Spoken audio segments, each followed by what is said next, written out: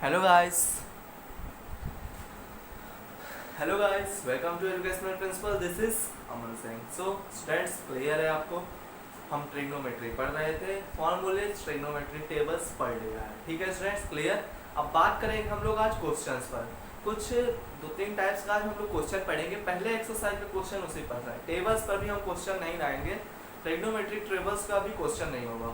हमने जो फॉर्मूले पढ़े, perpendicular upon base, base upon hypotenuse, perpendicular upon hypotenuse, इन सब सारे पे क्वेश्चंस आएंगे। ठीक है स्टूडेंट्स, तो पहला क्वेश्चंस, पूरे वीडियोस को आप रिकॉल कर लीजिए। नहीं देखा है वीडियो, पहले आप जाकर वो देखिए, तब इस वीडियो पर आइए। ठीक है स्टूडेंट, तभी आपको ये समझ में आएगा, क्योंकि ट्रिग्नोमेट्री आपके लिए नई है, अभी आपने इसे पहले नहीं पढ़ा है। तो स्टूडेंट्स, आपका पहला क्वेश्चन है, इफ पहला क्वेश्चन है, if sine A is equal to 1/2 then find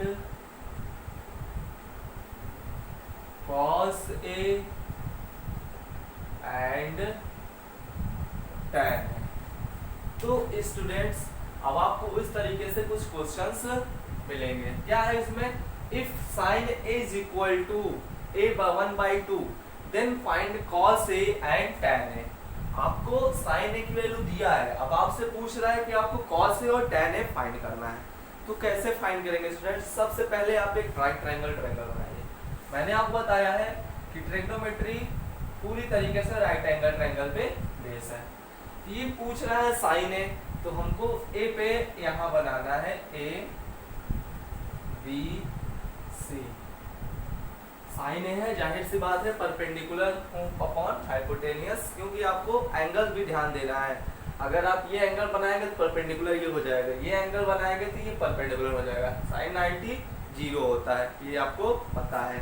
तो एंगल हम उसी जगह से लेंगे जहां से आपकी सही से पोजीशनिंग बैठ रही हो, मतलब परपेंडिकुलर आपसे जहां से आपका फॉर्मूला बन रहा हो। तो स्टूडेंट्स, आपका है सॉल्यूशन। चलिए सॉल्व करते हैं। फर्स्ट स्टेप, आपको जो दिया है उसको लिखिए। Sine A is equal to 1/2। अब स्टूडेंट, साइन का फॉर्मूला आपको पता है, sine theta is equal to perpendicular upon hypotenuse, ये आपको मालूम है ना। तो बस उसी के जस्ट बगल लिखिए परपेंडिकुलर अपॉन हाइपोटेनियस। क्या लिखिए? Perpendicular upon hypotenuse. अब आपको यहां से समझ में आ रहा होगा कि परपेंडिकुलर क्या है स्टूडेंट्स? 1। परपेंडिकुलर की वैल्यू क्या है? 1। और हाइपोटेनियस की वैल्यू क्या है स्टूडेंट्स? 2। तो आपको ये पता चल गया, परपेंडिकुलर की वैल्यू आपको पता चल गई, हाइपोटेनियस की वैल्यू पता चल गई। अब आपको बेस निकालना है। अगर आप बेस निकाल लिए तो दोनों की वैल्यू आप फाइंड कर सकते हैं ना। बिल्कुल, हाँ, एकदम सही से। ठीक, क्लियर हो गया ना। आप जो दिया है, अब आपको क्वेश्चन इसी तरीके से गिवन रहेंगे। या तो आपको दिया रहेगा परपेंडिकुलर दिस, हाइपोटेनियस दिस, या फिगर दिया रहेगा ये बराबर ये है, आपको ये निकालना है। नहीं तो आपको इस तरीके से देगा। ठीक है स्टूडेंट्स, तो sine is equal to 1/2 means 1/2 का मतलब क्या है? Perpendicular upon hypotenuse. 1 क्या है आपका? परपेंडिकुलर। 2 क्या है? हाइपोटेनियस। तो आपकी पता चल गया परपेंडिकुलर और हाइपोटेनियस की वैल्यू। अब आपको फाइंड क्या करना है? बेस। तो चलिए बेस किस तरह से फाइंड करेंगे स्टूडेंट्स? आपको मैंने एक फार्मूला बताया था, कौन सा? Pythagoras theorem. कौन सा फार्मूला? पाइथागोरस थ्योरम बताया था ना, उसी पे हम सॉल्व करेंगे। क्या है? Pythagoras theorem. बाय पाइथागोरस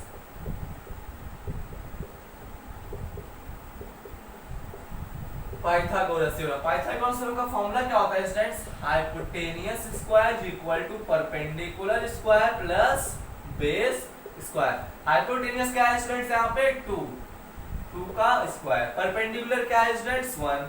आपको फाइंड क्या करना है? Base square. 2 का स्क्वायर 4, 1 का square 1 plus B square, 4 minus 1 that's equal to B square, 3 is equal to B square, तो b इज इक्वल टू √3।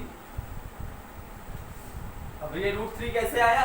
आपको पता है बेस स्क्वायर है, स्क्वायर हट जाएगा √3। क्लास 10 में आपको इतना मालूम होगा। ठीक है स्टूडेंट्स, क्लियर? तो आपको पता चल गई क्या? बेस की वैल्यू √3। बस हो गया आसान सा। cos a का फॉर्मूला क्या होता है स्टूडेंट्स? cos a का फॉर्मूला होता है बेस अपॉन हाइपोटेनियस। क्या होता है, बेस अपॉन हाइपोटेनियस। तो बेस कितनी है वैल्यू √3, हाइपोटेनियस क्या है 2, निकल गया ना। tan a का फॉर्मूला क्या होता है, परपेंडिकुलर अपॉन बेस। परपेंडिकुलर कितना है 1, बेस कितना है √3। दिस इज योर, देख लीजिए स्टूडेंट, बस इसी तरीके से सारे क्वेश्चन सॉल्व होने हैं आपको। कुछ अजीब तरीके से क्वेश्चन रहेगा, उसमें आपको ऐड प्लस माइनस करना पड़ेगा, लेकिन आपको इसी तरीके से सब सारे क्वेश्चन सॉल्व करने हैं स्टूडेंट्स, ठीक है। पहला क्वेश्चन था, हमने क्या किया, sin is equal to sin a is equal to 1/2, then find cos a and tan a।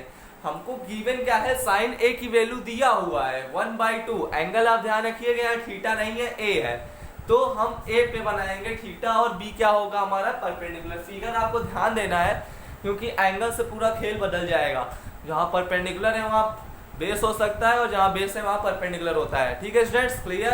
तो sin इज इक्वल टू 1/2 है, तो हमको पता है sin का फॉर्मूला क्या होता है, परपेंडिकुलर अपॉन हाइपोटेनियस, ठीक है। तो बस उसी तरीके से बाकी प्रोसेस तो आपको मालूम ही है, सारा आप कर सकते हैं। चलिए नेक्स्ट क्वेश्चन पर चलते हैं। मैं आपको आज 2-3 तरीके बता दूंगा क्वेश्चन के, फिर अगले दिन अच्छे से क्वेश्चन करेंगे तो आपको पता चल जाएगा, तो समझ में आएगा। अब ये क्वेश्चन बढ़िया है स्टूडेंट्स, मिटा देता हूं, नहीं नोट किया तो बैक जाकर नोट कर ले, ठीक है स्टूडेंट्स। अब ये क्वेश्चंस आपके लिए बढ़िया है, नया है, एकदम अच्छा सा है।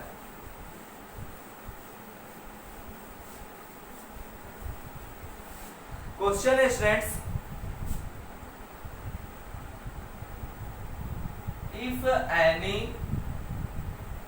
if any right angle triangle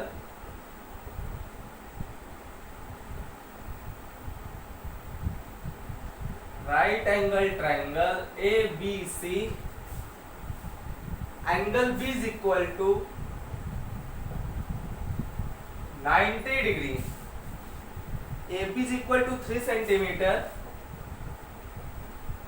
AB is equal to 3 centimeter, BC is equal to, BC कितना है 4 centimeter students, 4 centimeter, then find the values of, tan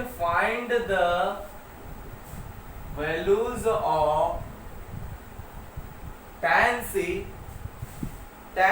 and tan A। ये सही क्वेश्चन है ना।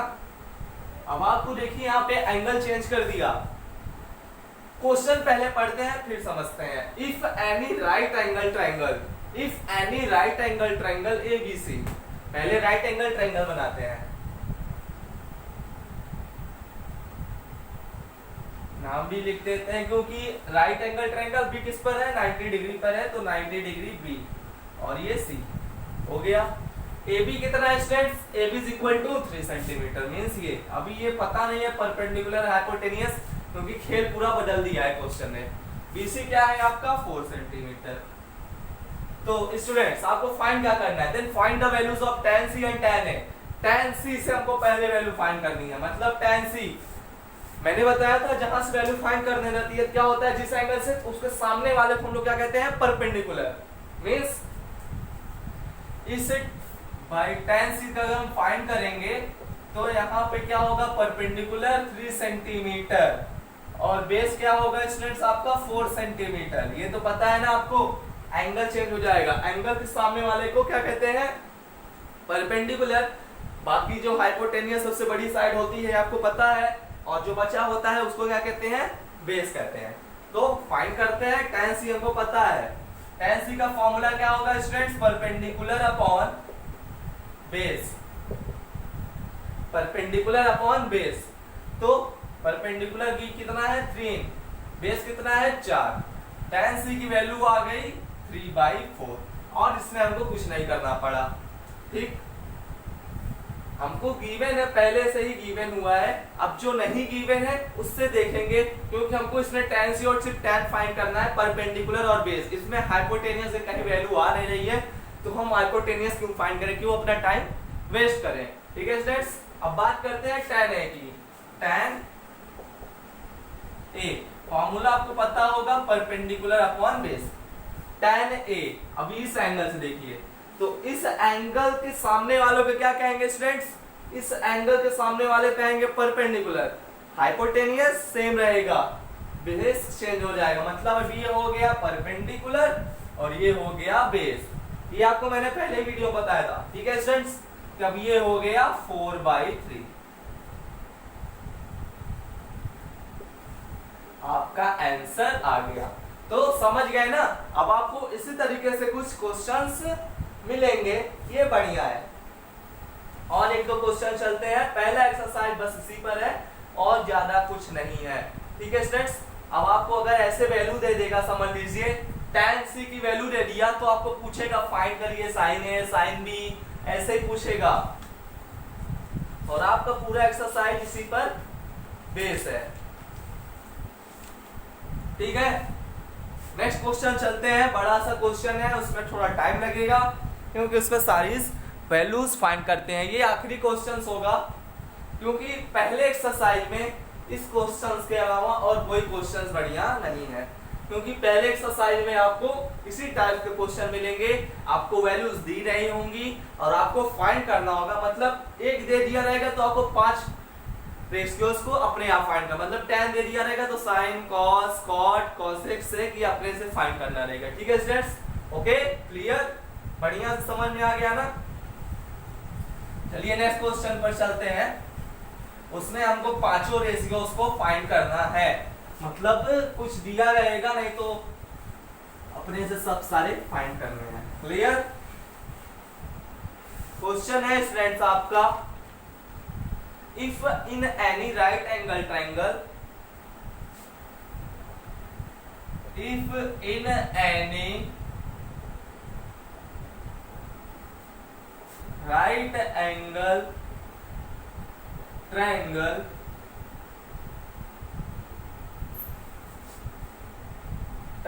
ABC where angle A is equal to 90 degree, ठीक है students? AB is equal to 5 centimetre, BC is equal to 13 centimetre, AC is equal to 12 centimetre.